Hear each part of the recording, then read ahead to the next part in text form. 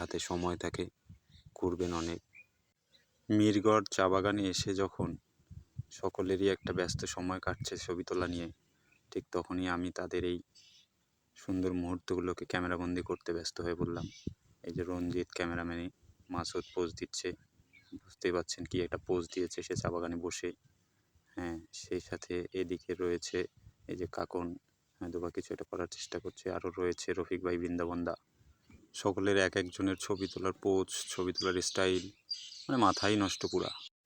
আমরা আরেকটু সামনের দিকে আগাই, সেখানে আমাদের আরও সদস্যরা রয়েছেন, তাদের কার্যগুলো একটু দেখে আসি। আলোচনা, মিটিং, জীবনভর তুই বয়ানই দিয়ে গেল। কারণটা হচ্ছে যে কোনো ক্ষণই আমরা একাকী ছিলাম না বা নীরবতাও ছিলাম না, যার কারণে সবাই একে অপরের সাথে অনেক মজা করছি।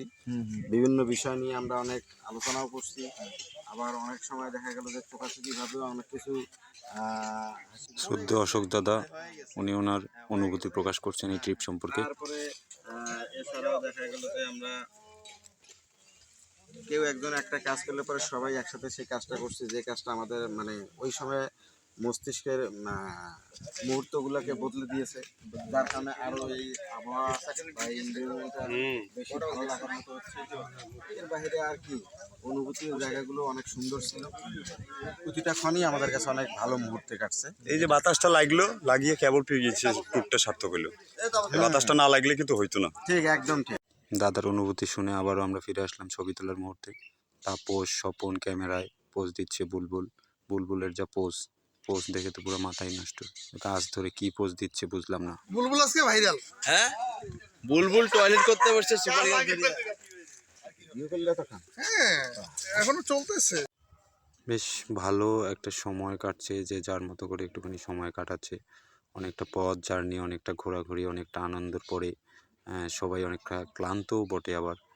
আবার এতটা সময় পরেও যে সকলের ভিতরে এতটা এনার্জি রয়েছে, সেটাও অনেকটা ভাবার মতো বিষয়। তো সব মিলিয়ে যথেষ্ট আনন্দ উপভোগ হলো এই যাত্রায়, এই ট্রিপে।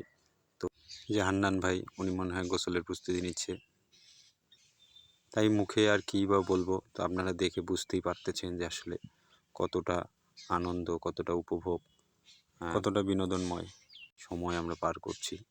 তো আশা করি আপনাদের অনেক ভালো লাগবে।